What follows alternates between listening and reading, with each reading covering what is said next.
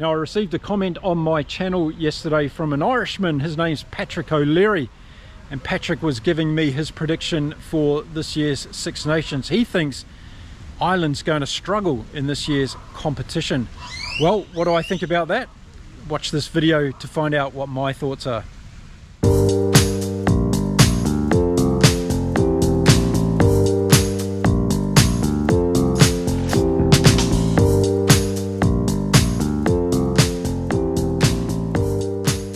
G'day everyone, and welcome to Inside Rugby with Mark. If you haven't been here before, my name is Mark. I'm a Kiwi rugby fan living here in beautiful Cancun in Mexico. Now, in today's video, I'm going to start off my series talking about the Six Nations that is happening this year in Europe. And of course, 2 weeks today is kickoff for that competition. So I'm going to go through my initial predictions for that. And once we actually get the teams named for those first games, I'm going to give you a little bit more of an in-depth preview for each of those matches. But I thought today I'd talk about the high level. Of course, the squads have been named for each of the teams. Some of the captains have been named, and we'll have a little bit of a chat about what we think is going to happen in this year's Six Nations. As always, I'd love to see your comments and thoughts around what you think is going to happen in this year's competition. I don't know about you, but I'm ready for some international rugby. Very excited, of course, to see what happens this year after the World Cup last year. And of course, we've had a number of retirements and players not available this year for certain nations. So we're going to see some new players. It's going to be exciting. We've got some new captains coming on board as well. We've got some players that have left to go and play sevens rugby to play in the Olympic Games. And it's going to be a whole new starting point for many of these teams. So I'm excited about what's going to happen in this year's Six Nations. Now, before I go any further, comments please on my new shirt. Yes, the lovely wife brought me this for Christmas, and I'm wearing it proudly around Cancun in Mexico to give the All Blacks and New Zealand some kudos over here. I've already been stopped twice in the street actually by All Black fans here in Mexico, which is a great thing as well. So there we go, plenty of All Black supporters here in Cancun in Mexico. Okay, let's dive in talking about the Six Nations this year. And 2 weeks today, the competition gets underway in Marseille in France, where France will take on Ireland. And this is going to be a bumper of a game, I reckon, to kick off this year's competition. What do you think? Do you think this is going to be a hell belter as well down there in Marseille? And we saw Marseille feature prominently in last year's Rugby World Cup, a fantastic venue for rugby.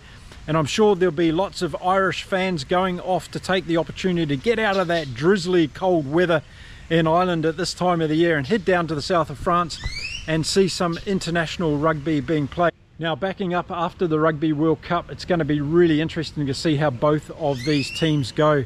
Of course, both of them lost in very tight encounters in the quarterfinals at last year's Rugby World Cup. France going out to South Africa, and Ireland, of course, being pipped in that last few seconds by New Zealand. So it was a very, very close call for both of those teams. Both of them could have quite easily gone through to the semi-finals, and then who knows what could have happened.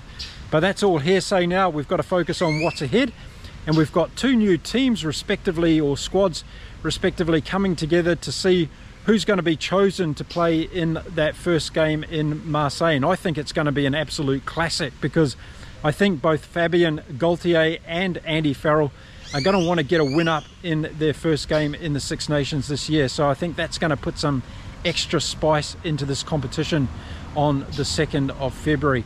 Now, hopefully we're going to have a hard, fast track for this game so that we can see both teams. I think both teams like to run the ball a lot. France, of course, very spontaneous, and they've got a fantastic backline.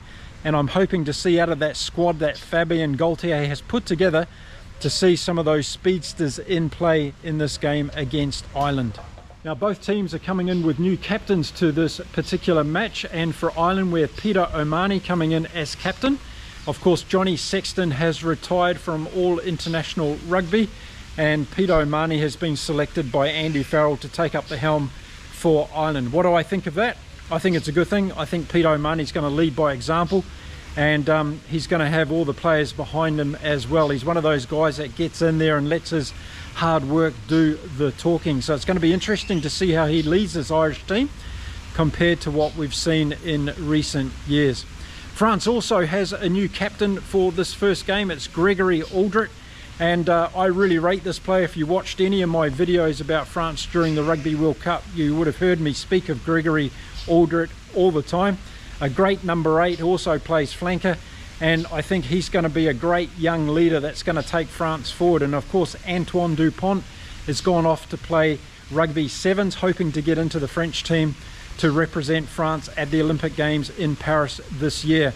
So without Dupont in the team, it opens up opportunities obviously for halfbacks, but it also opens up opportunities for captaincy, and Gregory Aldrit has stepped up and been given that opportunity by Fabien Galtier to lead France in this first game against Ireland. So I think that's a great thing, and I think Aldrit's going to be a great captain. Now, as I said, as we get closer to the game and the two teams are announced for the actual game, I'll make another video talking about that. I don't want to spend a lot of time talking about squads and possibilities and hearsay and all the rest of it. I'm interested to see what two teams are going to be put out on the field for this game in Marseille.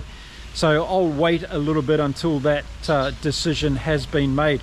But from the group of players that have come together for Ireland and for France, I can see that this French team is going to be built around youth and speed and skill set.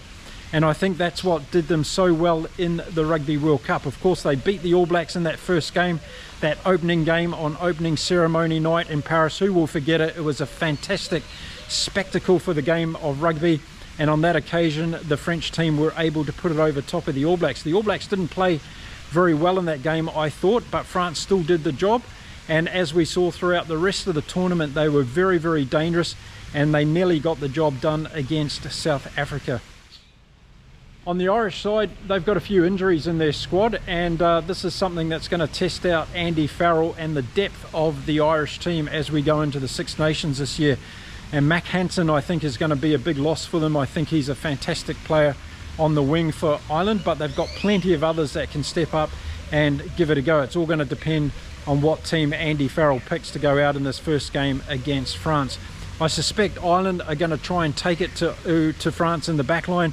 Of course, we saw that sensational performance by Bundy Arki throughout the Rugby World Cup last year, and I expect him to step up and go again in the Six Nations competitions, ably supported by those people around him, Hugo Keenan and also Gary Ringrose. James Lowe, of course, on the wing, and we can expect the Irish to really give it a go in taking France. But I think Ireland are going to want to try and get some domination in the forwards, and I think that's where they might struggle against this particular French outfit.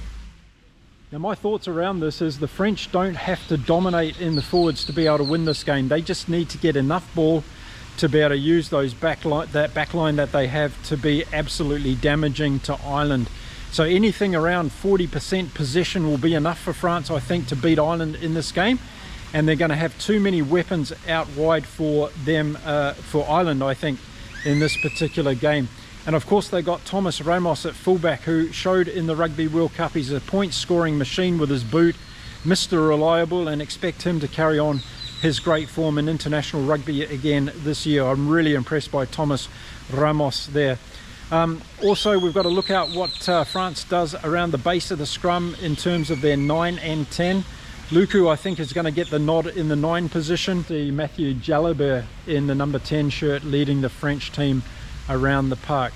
So my pick for the first game in the Six Nations is France going to beat Ireland by 10 points in Marseille. That's going to be my score prediction. Let me know what you think in the comments below for the first game that's going to kick off this year's Six Nations tournament. Rightio, we have to wait until Saturday, February the 3rd for the second game of the Six Nations competition this year, and we're going to be travelling to Rome for that one, where Italy are going to be taking on England. Now, this is going to be a fascinating game as well. Starting off with Italy, we have a new head coach for Italy. Yes, Kieran Crowley from my own nation of New Zealand and my own province of Taranaki has been sacked after the Rugby World Cup. And we've got Gonzalo Quesada coming in as the new head coach for Italy. This is going to be an interesting appointment. Didn't see the results, did we, from Kieran Crowley's team at the Rugby World Cup last year. So Quesada has an opportunity to really turn this around for Italy, put them back on the path and see whether or not they can get some wins this year. So we've got a bit of inexperience coming in the Italy team. They've got a few uncapped players coming in, and they've also got a South African born player called Ross Vincent that's going to be lining up for them this year in the Six Nations competition. England on the other side, well, we all know about some of the things that have happened to their team. Owen Farrell, of course, is sitting out the Six Nations this year because of mental health and looking after himself, and there's a whole other story around that one, of course. And as a result of that, a few changes for England, one in the captaincy, and Jamie George is going to be, or is the new England captain for the Six Nations competition. I think this is a great move. I like Jamie George. I think he's a great player, and he's also a great human being who's going to be able to bring something different in terms of his style of leadership. And I think we're going to see that reflected in this England team as they head into the Six Nations. So a lot of people are saying, well, this is Steve Borthwick's opportunity this year to turn it around and get a lot more people on board by England playing some positive rugby. And are we going to finally see that this year, where the players are going to be given the opportunity to express themselves and to leave behind that old stale mantra that we've heard for many years with England and the way they go about the game? Well, time will tell, and we'll see in Rome on February the 3rd whether that's the start of this new era of England rugby, and Jamie George leads his team out onto the stadium for that first game of their campaign in the Six Nations 2024. Now, there's 7 uncapped players in this England squad that's taking on the Six Nations competition this year. Expect to see a few changes while Borthwick plays around with his squad to see the fittings and the right positional plays that he wants in this particular team. But I think what's going to be more important is the style of rugby that they want to play. And as a result of that, those players will naturally slot into those positions that are going to bring value to this England lineup. I think England are going to be too strong for Italy in this game. I think there's going to be a bit of rustiness there in the first half. It could be a little bit scrappy, but I think as the game goes on, England are going to become more dominant and they're going to be able to run away comfortable winners in Italy. So let me know what you think in the comments on the second game of the Six Nations this year. It's going to be between Italy and England, played at Rome on February the 3rd. I'm picking England to win by 25 points in this game. And hopefully we'll see a new era of England rugby being rolled out in this year's Six Nations campaign. Now on to the final game, also being played on Saturday, February the 3rd, the final game of round 1, I should say, of this year's Six Nations competition, and it's going to be played in Cardiff between Wales and Scotland. Going to be a very interesting game, and of course a number of talking points when it comes to these two teams as well. Warren Gatland's put in a fairly interesting squad to come together for this game, and of course recent news is that Lewis Rees-Zammit has decided to go after and pursue a career in the NFL, and he's going to be heading off immediately to do that, and that news came this week to the Wales team and to the Wales squad. So that was a bit of a surprise, but a good move I think from Lewis Rees-Zammit. He's a young guy, he wants to go and try his hand in NFL, see if he can make that transition over there. And of course he hasn't closed the door on rugby, so he can definitely come back if things don't work out. And of course we've seen that with many players across the world over the years. They've given their hand at NFL, they've tried to make a career out of it, and if it hasn't worked, they've come back to either rugby or rugby league in some capacity. Wales is another team that's had a number of retirements after the Rugby World Cup last year, and as a result a few young players coming in, and also new captaincy as well for Wales, and David Jenkins has been appointed as the new captain. The Exeter lock gets his opportunity to lead Wales, and I think this is a good move by Warren Gatland to try out some new captaincies throughout the Six Nations to see how they perform, and whether or not there's an opportunity for someone like Jenkins to step up on a more permanent basis and to lead this Welsh team into their next generational of play.